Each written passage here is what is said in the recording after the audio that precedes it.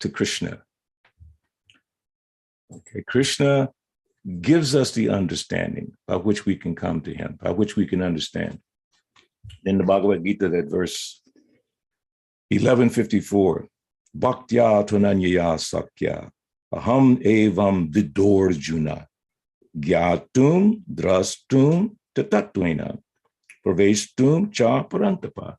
My dear Arjun, only by undivided devotional service can I be understood as I am, standing before you. Take note of that.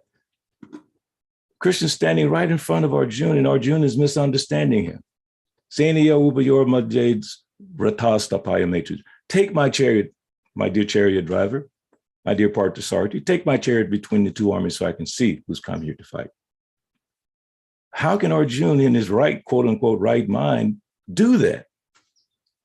How can he order the Supreme Personality of Godhead? So the Supreme Personality of God is right there, and he is not understanding. We know that's because of Krishna's arrangement. Had Arjuna not misunderstood, then there's no way that the Bhagavad Gita could have been spoken. At the end of the class, Kareem, I'll call in just 1 second, okay? So there's no way that the Gita would have been spoken. So Krishna arranged that. So only by undivided devotional service can I be understood as I am, standing before you. Like we have the deities in the temple, or we have the deities in our home, or we have the books in our hand. And still, to some degree, we may not understand fully. So, standing before you and can thus be seen directly, only in this way. Which way? Undivided devotional service. Only by undivided devotional service. And we'll talk about that in a minute. Only in this way can you enter into the mysteries of my understanding. So this bewilderment is part and parcel of this mystery about Krishna. How can the Supreme Bhagavan, especially in Indian, people know this word Bhagavan, but they sometimes attribute Bhagavan to some man, like Bhagavan Rajneesh, or Bhagavan this, or Bhagavan that. So this Bhagavan, the person who possesses all opulences, Supreme Personality of Godhead, has come to this world, manifested his pastimes, and on one side you have devotees who are bewildered by the pastimes, and on the other side you have mundane people who are absolutely bewildered on the pastimes. The devotees' bewilderment is part and parcel of the Lord's loving reciprocation with the devotees.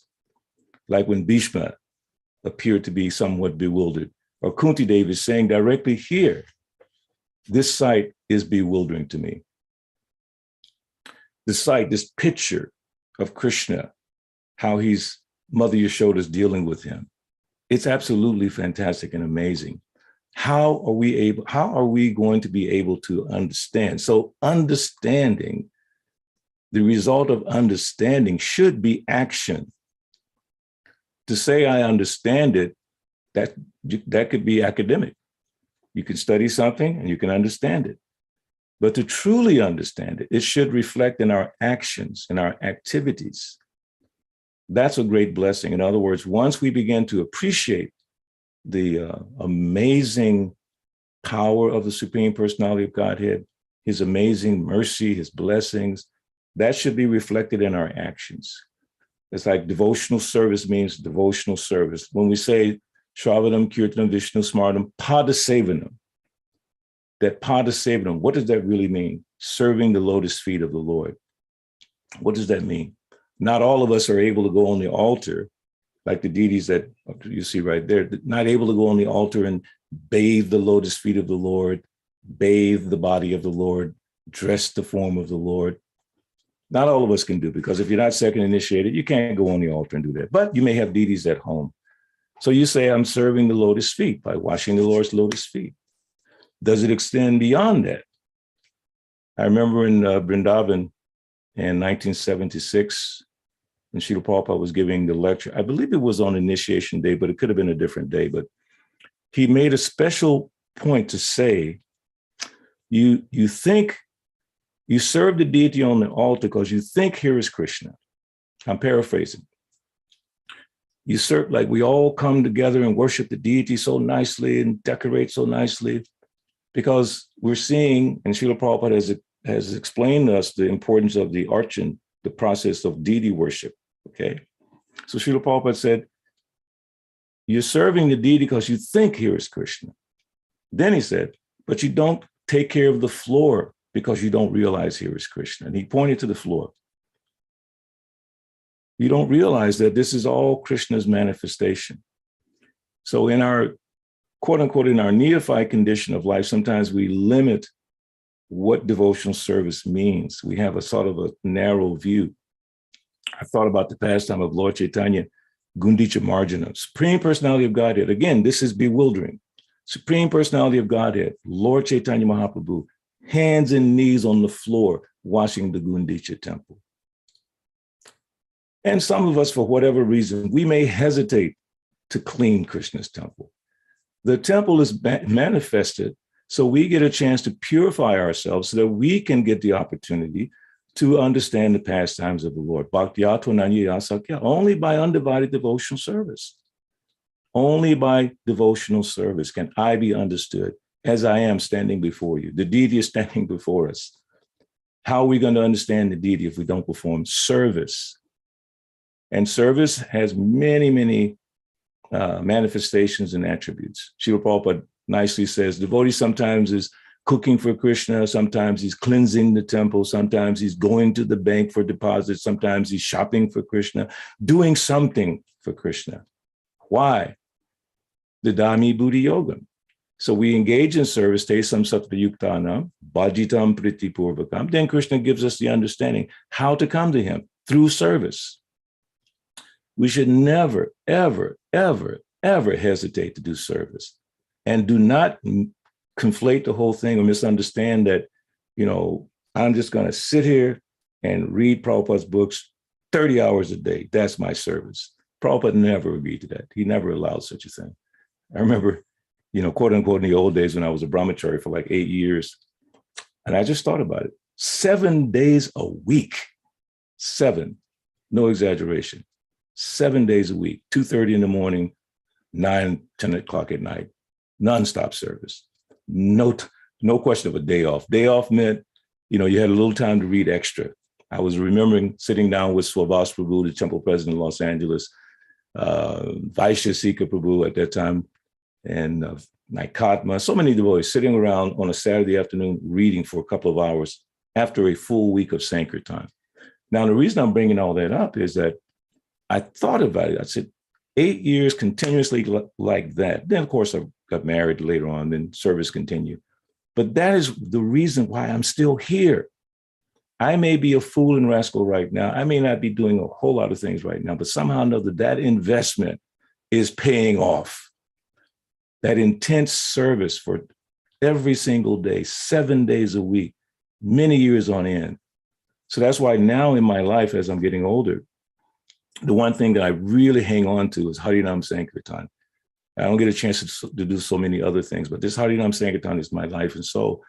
And by performing it as service to Srila Prabhupada and Lord Chaitanya, I have the blessing of being able to understand something about Krishna's activities.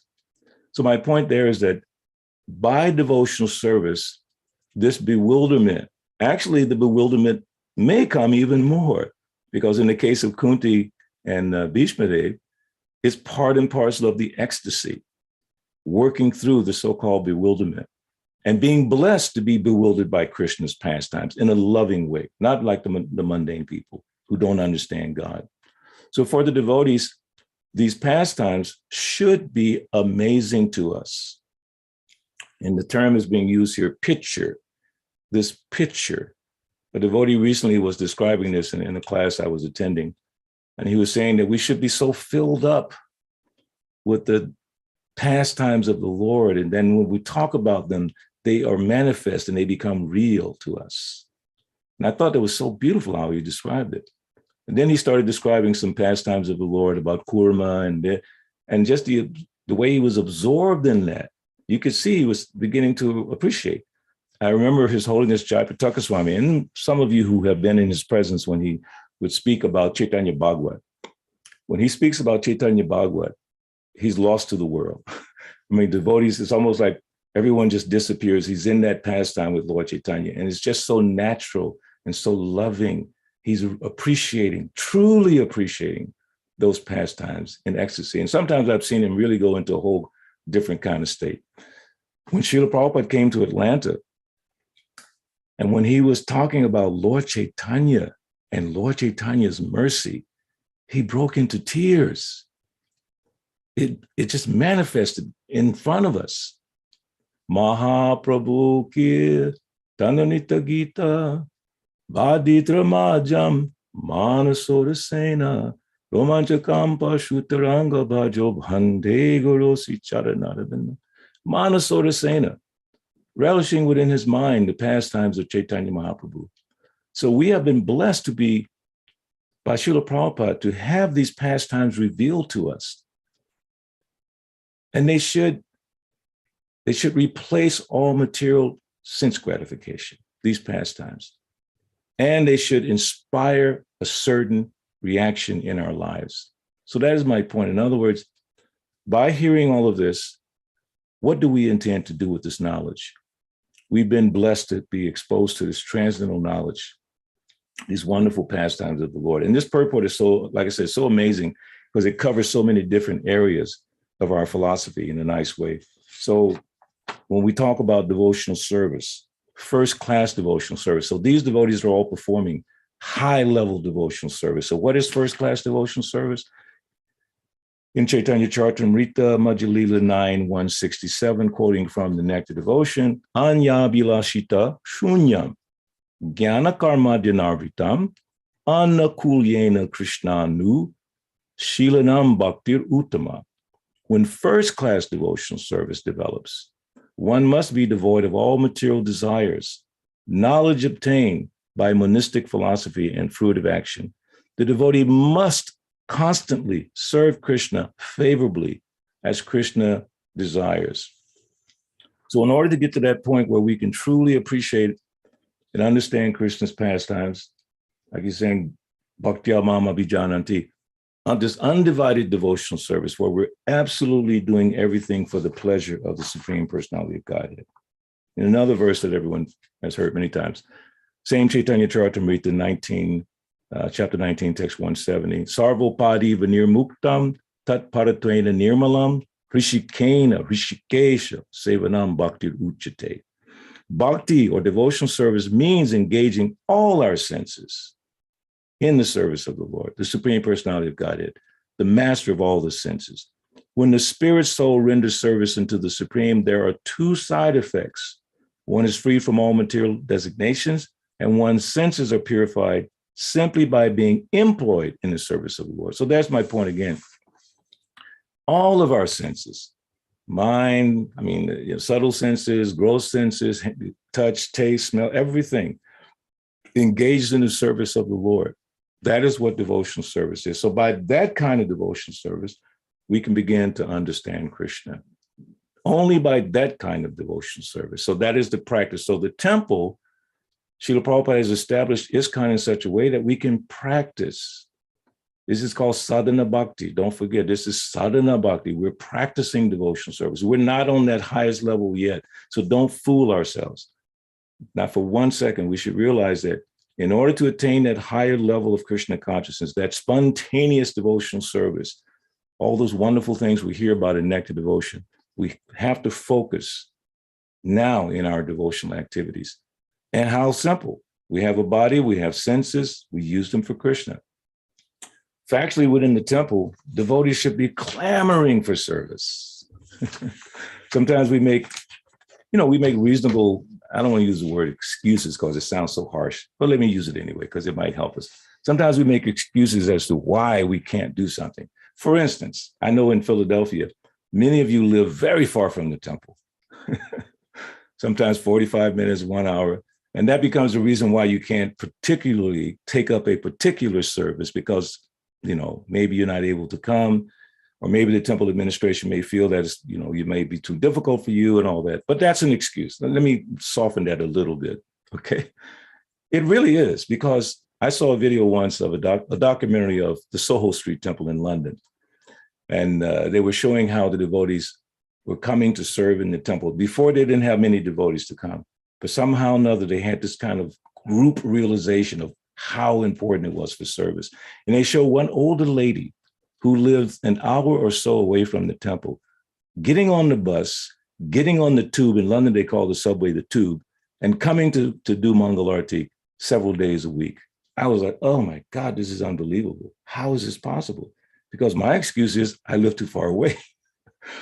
Also, like in Philly, my dear friend Sugata Prabhu and Mother Subhadra Gopi, I know regularly they come on Sunday to dress the deities in the morning, because I stay with them when I come there. And I see the struggle they go through to get ready, because he's traveling, she's working. Somehow or another, they do that. And I'm seeing how it filtered down to their two sons, and they have that same kind of spirit. So we want to make sure that we're taking advantage of this human form of life that we have, this time that we have right now. This is all we have.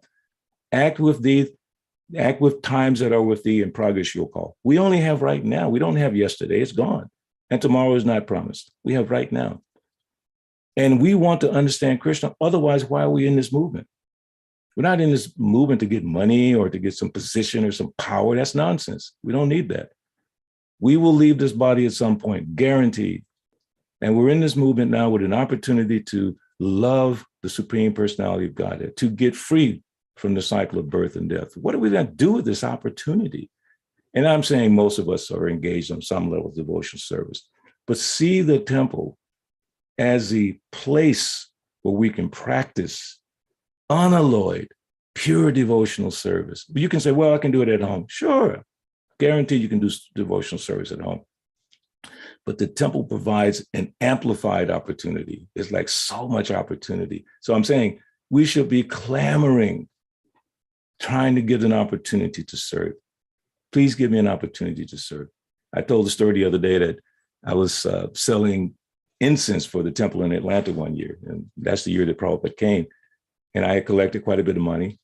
And I wanted to buy something for the temple. And it was a beautiful teak wood table and a brass thing. So the temple president gave me the opportunity to do that. I asked him if I could do it. That is the same thing that Prabhupada offered Arti to Srila Bhaktisiddhanta when he came to Atlanta.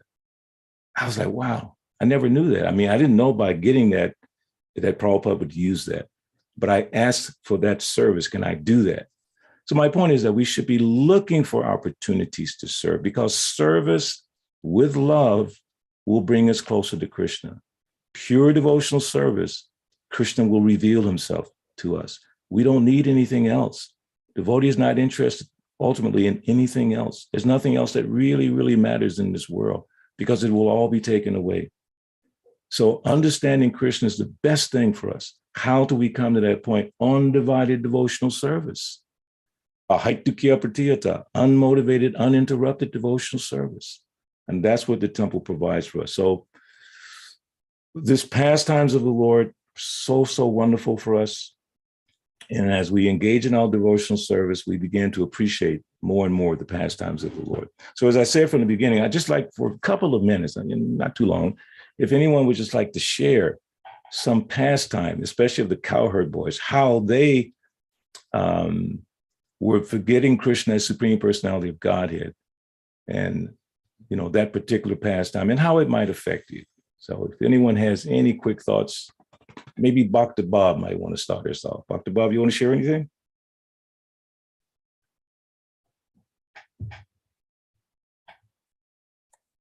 He sometimes listens at... I don't know how to take myself off of mute. Sorry. Krishna bewildered you, so he had you on mute, right? You would touch on a couple that I had thought of. The pastime with Asura and Krishna being the chariot rider. But I also thought from Mahabharata when Dhritarashtra and Arjuna went to Krishna to pick sides. And the difference between Dhritarashtra and Arjuna, Arjuna just wanted Krishna. And he knew as long as he had Krishna on his side, everything would be okay.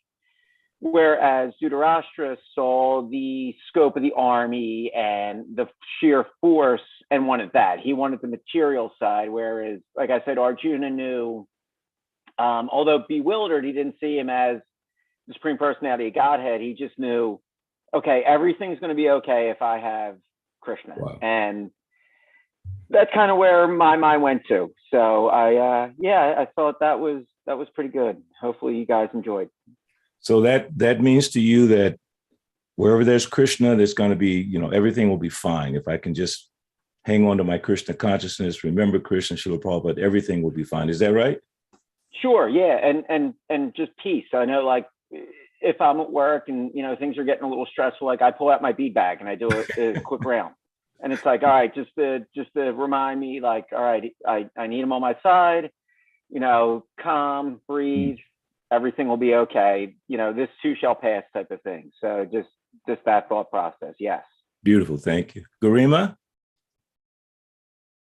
Haribo, I see your hand up. Yes, Prabhu, Hare Krishna. You ready for Harinam tomorrow?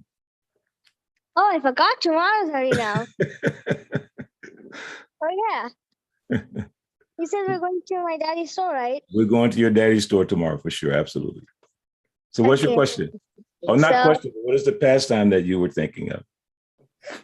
The Aghasura pastime, where the cowboy said that this is a snake, right? And Krishna will protect us.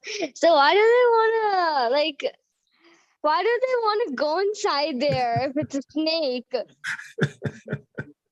So what do you think? Why do you think they want to go in there? They think Krishna will protect them. And they're going to have some fun. They say they want to have some fun. Anyway, Krishna will take care. Just like when we go in Harinam, downtown Atlanta, where your daddy's store is, it's a very difficult place. But we're never afraid because we think Krishna will take care of us. He always does. He always But protects. they're purposely going inside the snake. They're not going by mistake, right? So why do they want Krishna to protect them? Why do they want to make Krishna problems? Why do they want to make problems for Krishna and it's save them all the time? that's a great question, because what it demonstrates to all of us 5,000 years later is that devotees have absolute confidence in Krishna, and Krishna will protect. So that pastime shows us that Krishna will always protect us. So he put the cowherd boys in a little bit of an illusion about the snake, like you're saying. Why would they go in there and cause Krishna to have to come and deal with them? So that we have this pastime that we can talk about now, as you just described beautifully, that Krishna will always protect us. So thank you for sharing that. So beautiful, Garima. Thank you. Anyone else, real quick? Hare Krishna, Prabhuji. Haribo, Marijik Samabes Srila Prabhupada. All my obeisances to you. All glories to Srila Prabhupada. One of my favorite pastimes of Krishna's childhood is when Krishna and the cowherd boys used to go to forest for cow herding. Their mothers used to pack lunches for them, and they used to sit in circle there and used to share their lunches among others and with Krishna. So it shows that they had like very loving relationship with Krishna, and Krishna also had loving relationship with them. So it inspires me to have the hope that we can also have the loving relationship with Krishna. Oh, that's so beautiful. So beautiful. And you know what it does? It helps us understand how important it is to have loving relationships with the devotees. Devotees are, representations of Krishna, representatives of Krishna. And in this state, we're not able to see Krishna, as Rupa Goswami says. To see Krishna and Balaram entering the forest of Vrindavan is the perfection of the eyes, but we can't see that now. So when we see a godbrother, godsister, devotee, whatever, there's an opportunity to practice that loving exchange. So Rupa Goswami says, giving prasadam, receiving prasadam. So we see that in the pastime that you just described. The cowherd boys and Krishna sharing their little lunch bags and back and forth, and sometimes they're stealing from each other, having so much fun. So amongst each other, we get a chance to practice that. Giving prasadam, receiving prasadam. giving gifts, receiving gifts, speaking your mind confidentially, listening confidentially. Such a beautiful thing. So we get a chance to practice what the cowherd boys were doing with Krishna. That's fascinating. That's bewildering. It's transcendental. So maybe we'll take one more. One more? Oh, Vishnu Gada Prabhu, Hari Bol. Hare Krishna, Prabhu. Hare Krishna, Prabhuji. So, we were saying that Mother Yashoda doesn't know Krishna is the Supreme Lord. And also in the example of the Agasur, the cowherd boys, they're not seeing Krishna as the Supreme Lord. But at the same time, they're looking to Krishna they're seeing Krishna is going to protect them. And when Mother Yashoda, there was a devastating rainfall in Vrindavan. All the residents of Vrindavan, what did they do? What did they do? They appealed to Krishna. Yeah. So how is that? So if they don't know, is it like an absolute don't know, or is it? How is that? If you could explain. Absolute don't know. I like that phrase. Absolute don't know. That don't know, probably not good English, right? That's Krishna's mercy. As I was saying to Urima, in other words, Krishna did all of that. One aspect is to create these pastimes, and it's actually mentioned here about the pastimes of the Lord. He does that in order to create this storyline that now we can talk about it and analyze and appreciate those pastimes. So he allowed the cowherd boys to be in that kind of illusion. He allowed Mother Yashoda, but see, that's not Mahamaya. Mahamaya is when the materialistic person is thinking he's his body and misunderstanding everything. This Yogamaya is when Krishna is my son, Krishna is my friend, Krishna is my chariot driver, whatever. That's Krishna's arrangement to amplify, to demonstrate the glory of the loving relationships between him and his devotees. So we can learn from that. So that absolute forgetfulness by the grace of Krishna compared to the absolute forgetfulness of the mundane person is two different things, but they have similar qualities. So this quality. My question is a little different. Sure. So if we say they're forgetting that Krishna is the Supreme Personality of Godhead, why are they going to Krishna for protection of this devastating rainfall? So yeah. Why would they do that?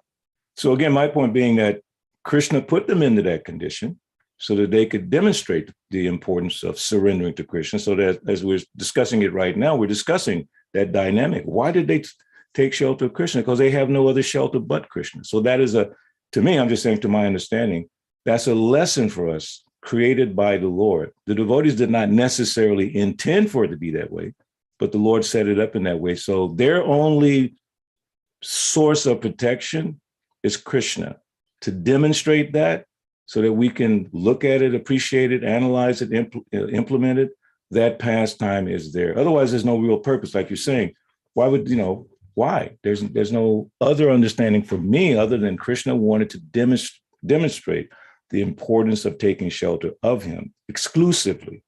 And they demonstrated that in that pastime. There was no other shelter that they took. Now, in that pastime also, when Krishna was holding up the hill and he was looking at the gopis and his left hand started shaking and the hill started to shake, the cowherd men momentarily started trying to help Krishna out. They were afraid.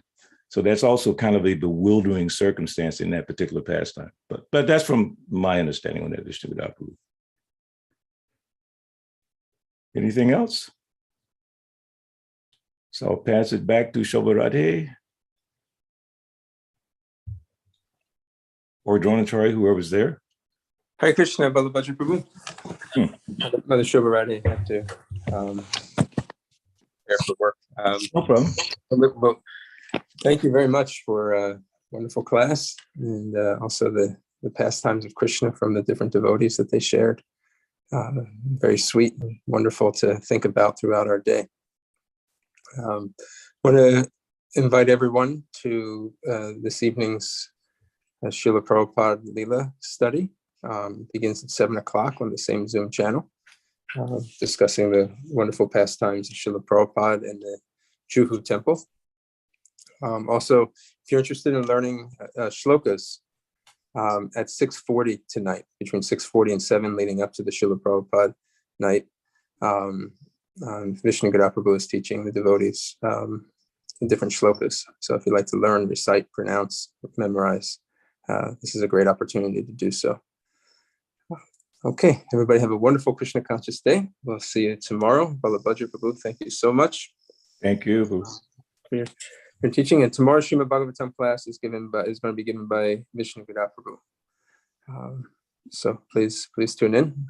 See you tomorrow at 7:50. Hare Krishna. Hari Bol, Srila Prabhupada ki jai.